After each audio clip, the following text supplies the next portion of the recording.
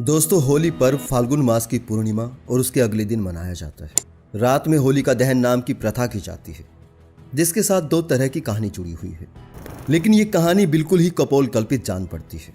और इतना ही नहीं, इन कहानियों के पीछे एक बड़ी साजिश भी नजर आती है। आइए इस होली के इतिहास और होली से जुड़ी इन परंपरागत कहानियों के पीछे की सच्चाई जानने का प्रयास करते हैं। होली के बारे में जो कहानी सुनने को मिलती है, उसके अनुसार हिरण्यकश्यप नाम का एक दुष्ट राक्षस था, जिसने घोर तपस्या करके ईश्वर से आशीर्वाद प्राप्त कर लिया था कि उसे कोई मनुष्य मार नहीं सकता। इसलिए उसे खत्म करने के लिए स्वयं ईश्वर को नरसिंह के रूप में अवतार लेना पड़ा था। दूसरा, उस राक्षस का साथ उसकी बहन होलिका देती थी, और इसके पास भी ईश्वर से प्राप्त एक ऐसी साड़ी थी जिसको पहनने पर कोई महिला आग में नहीं जल सकती थी। लेकिन उसको भी खत्म करने हेतु स्वयं वायु देवता और अग्नि देवता को पृथ्वी पर आना पड़ा था।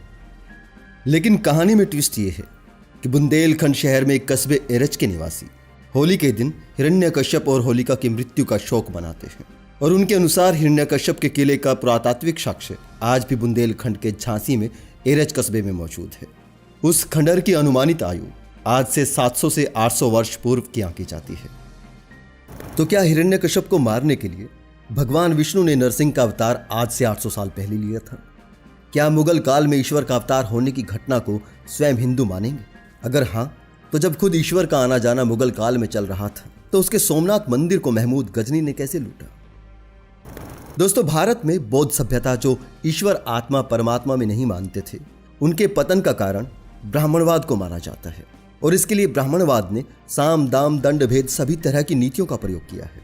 इससे जुड़े अनेक तथ्य आज आपके सामने हैं, जिनमें से सबसे प्रमुख बौद्ध मठों को तोड़कर मंदिरों का निर्माण करना और बुद्ध की मूर्तियों का ब्राह्मणीकरण साफ दिखाई देता है। मुगल काल तक सम्यक संस्कृति और सिद्धांतों की अगुवाई करने वाले संत भारत में मौजूद रहे हैं, जिनमें से रैदास जी भी सम्यक संस्कृति के काफी करीब नजर आते हैं। तो क्या ऐसा नहीं हो सकता कि हिरण्यकश्यप, जिसे विष्णु विरोधी कहा गया है, वो बौद्ध धर्म का अनुयायी हो? अगर ऐसा था, तो हिरण्यकश्यप की जो कहानी सामने आती है वो इस प्रकार हो सकती है। होलिका के भाई और प्रहलाद के पिता का नाम हिरण्यकश्यप था, जो आज के उत्तर प्रदेश के हिरण्यनगर का राजा था, जिसे आज का हरदोई कहते हैं। हिरण्यकश्यप हरि यानी ईश्वर और आत्मा परमात्मा को नहीं मानता था। इस वजह से इस व्यवस्था को मानने वाले ब्राह्मण लोग नाराज रहते थे और हिरण्यनगर को हरि के द्रोही वाला नगर बोलते थे, जिस वजह से बाद में ब्राह्मण लोग उस नगर को हरिद्रोही नगर के नाम से संबोधित करने लगे। और यही कारण है आज उस जगह का नाम हरदोई पड़ गया है। हिरण्यकश्यप ब्राह्मणी व्यवस्था को नहीं मानते थे। इस वजह से ब्राह्मणी मार्ग के अनुयायी इनके साम्राज्य को नष्ट करना चाहते थे। ब्राह्मणों ने हिरण्यकश्यप के पुत्र प्रहलाद को सुरा सुंदरी की आदतों से अपने वश में कर लिया था।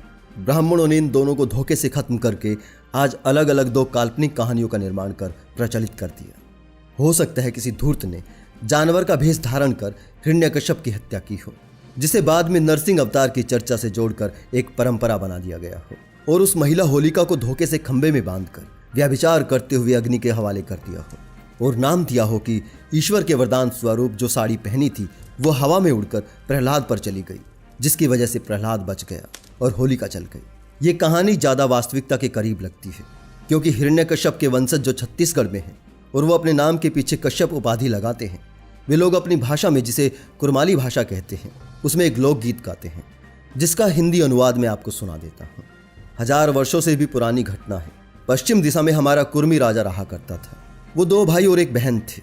बड़े भाई का नाम मान्यवर हिरणा कछुआर तथा छोटे भाई का नाम हिरण्य कछुआर और बहन का नाम होलिका था। ठीक इसके सामने पूरब दिशा में घोरासुर कठुआर नाम का राजा था। इन्हीं के काल में ब्राह्मणों का कहीं से आगमन हुआ था, जो हिरण्य कछुआर के राज्य में भेड़ चराते थे। उसी में से एक चतुर चालाक विष्णु नाम का ब्राह्मण भी था। उसने ही छल बल से पहले हिरणा कछुआर को धोखे से मार दिया। तब उसका छोटा भाई हिरण्य राजपाट संभाला।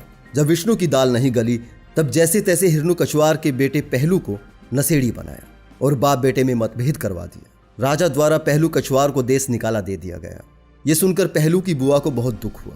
पहलू को देखने के लिए पूर्णिमा के उजियाले की रात को खाने पीने का सामान लेकर वो पहलू के पास गई, लेकिन वहां तो नजारा ही कुछ और था। शराब के नशे में धुत ब्राह्मणों के साथ पहलू कछुआर को देख उसकी बुआ होलिका को बड़ा दुख हुआ और वो वापस लौटने लगी।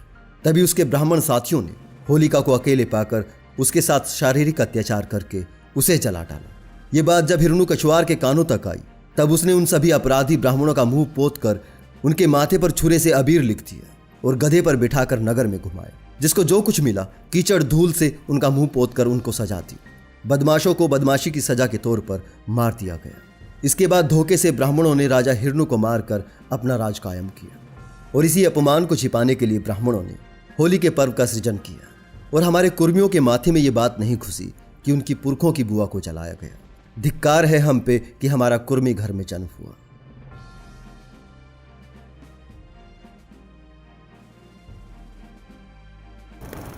तीसरा तथ्य यह है कि आज की होली सम्यक काल की एक स्वच्छ परंपरा को रूपांतरित करते हुए उसका ही एक विकृत नाम और रूप है।